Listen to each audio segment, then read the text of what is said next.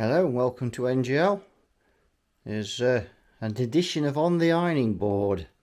And look what we've guessed, Pink. Oh, look who's here. Oh, Pink. Oh dear. No, you can't sit on there, Pink. Oh, this is what I have to put up with every day when I'm doing repairs. Just give me a moment. So, having removed Pink, who's not too happy about that, but never mind. So this is a Marshall 2161. I don't know very much about this amp. It's in for repair. Plugged it in. It sounds very thin and weedy. Don't know anything about it whatsoever. So you're seeing it as I'm seeing it. I think it's got two L84s in, and I think it's hybrid. So it only has a valved output stage and a solid state input stage. So we've got high and low, and there, just hone in. We've got volume, tone, and then we've got a tremolo, so we've got intensity and speed, foot switch for the tremolo. So pretty basic, lovely check cloth, red vinyl, really nice looking amp, but it is a budget model. Right, I did myself up like a kipper again with this amplifier. So it's a single-ended amplifier, rather large amp. For a single-ended, I just assumed that this was push-pull, but it is a single-ended amplifier. Pink, by the way, now is skulking asleep on the radiator. You can see her over there. Just zoom in. There's Pink. She's not pleased because she can't sit on the top of this amp. And there's another cat that you've not seen of mine before. Is on that chair there. That's the infamous Beard. Not to be tangled with his beard. So back to the amp, instead of digressing on pets. So we've got just got a single, that I would guess is EL84. Yep, so we've got EL84 6BQ5 soft tech in there. And that looks like, I think that valve socket's been replaced at some time. Quite a tight fit as well. That looks new to me. Output transformer. Where are we? The mains transformer, power transformer. All the terminals exposed on that, as they are on a lot of these older amps. What's going on there? What's that? So let's have a look at that. There's a bit of wire protruding there. Not sure what that's about. We'll investigate that. Nothing major though, is it? So just tipped it over, and you can see it's a PC board. But again, no surprise. This is a budget amp, or was a budget amp when it was made in its day. Just a standard PC board. All the components are on the underside of the board, though. Let's just lift that up and hone in down there, and you can see all the components, which means that that's going to be a fun repair, because we've got to take the board out. Let's have a look. Well, then again, this, I don't know, has obviously been out. If we look in on these, we can see it's been out before, because there's evidence it's been soldered. Not particularly well on that one, but never mind. Oh, there's a spider there, look. Free spider with this product.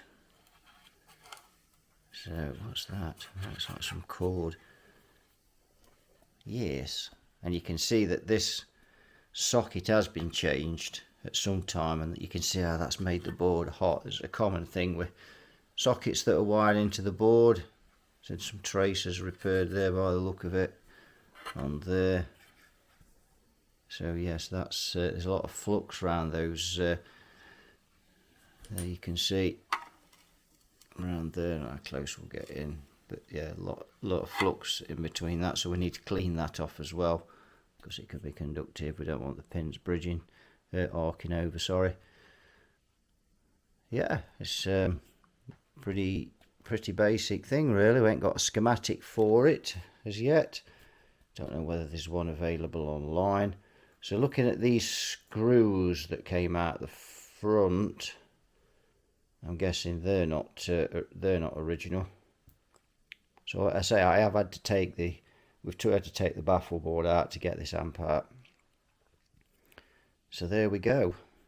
As I say, it does sound very thin and weedy, and probably is in need of some love and attention. Right, I've got the screws out the board, and there's just enough cable to get that to have a good look in there. So we've got the old mustard caps in there. Cathode bypass capacitor, that will need replacing. It's probably very leaky by now. And there's a couple of big caps here, the double one there, not sure what that is, and then there's a radio spurs 132 microfarad, so I'm guessing that has been replaced at some point, so we need to check to see if that's the original value. Actually, that may not be the cathode bypass capacitor, there's two there, it could even be that, there's one there as well, so it's easy to just assume, but it could be any of those three. So we need to look and see what value is at. Now, I've found a schematic for this amp, and I've also found a bit more information out. It's kind of jogged my memory. This amp is actually called a Marshall Mercury, and these amps were budget amps, and they were available on mail order only. So Marshall did quite a few mail order amps, and they all kind of look the same. The face plates look very similar. Some of those were solid state amps, but they were only available by mail order. And I do remember now, when I was a kid, I used to see the advertisements in the papers, and you could order them off the adverts, and they'd come through the post. So nice. I always thought these were nice looking amps. I mean, as regards sound quality, this one does sound a bit thin and weedy, to say the least, but then we don't know, is that down to leaky capacitors, maybe a transistor that's leaky or blown, could be a number of reasons. So again, approaching this, the best way to approach this amp really is there's not a lot of caps to change. These mustard caps, they generally hold up pretty well. It's rare you find those to be leaking, and I guess in this amp they've not seen a lot of voltage either, so they'll probably be alright. There is some caps down here that would want checking. If we just zoom in, not sure what they're about. There's 4 of those, but really there's two electrolytics there and 3 electrolytics there, and this amp's basically recapped from there, and it's just a matter of just dropping a leg out on these brown ones and just checking the just checking, it's showing on one of them, just checking that they're not leaking. Test the transistors to see if they're leaking, or just put some brand new ones in. You know, they cost pennies, don't they? So sometimes it's just easy to pop new ones in there.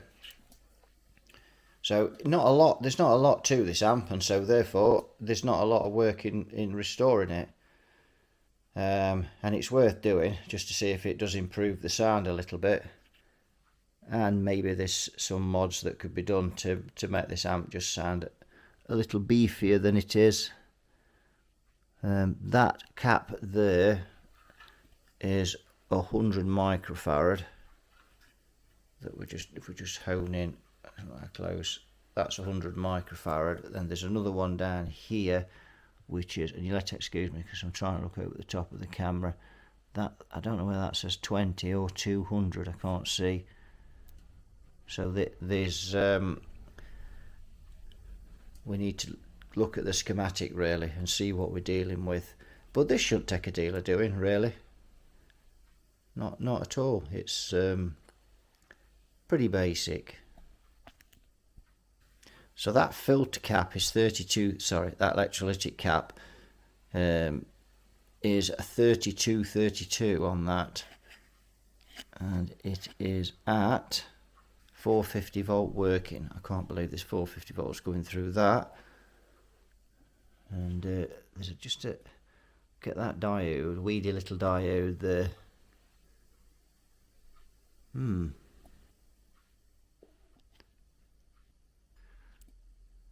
Well, if that's the only rectification we've got there, that one diode, there's definitely not 400, there's not 450 volts going through there. I wouldn't have thought. So yeah, not too big a job to recap this. Question is, have we got a cap that will go in there?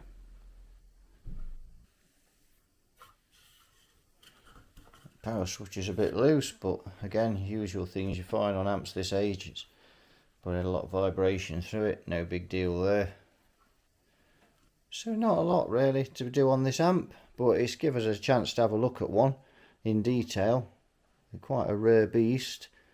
So somebody's took the time to retube it at some point, and that doesn't look like it's had a lot of heat. So I wouldn't say it's biased. You know, it's over biased. New socket in there, which you can see again. So yeah, it's should be a pretty easy one, this, hopefully. Famous last words. So that's just a short video just to look inside this. Part 2 will be we'll be looking at this in more detail and recapping it, and then we'll run it up and see what it sounds like, and then see if we can, if it's still a bit thin and weedy and toppy, see if this was a way of beefing it up a little bit and getting it sound a bit better.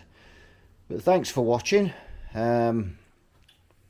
Please subscribe to the channel if you wish to do so, and you all take care, and I'll see you in a future video. Bye bye for now.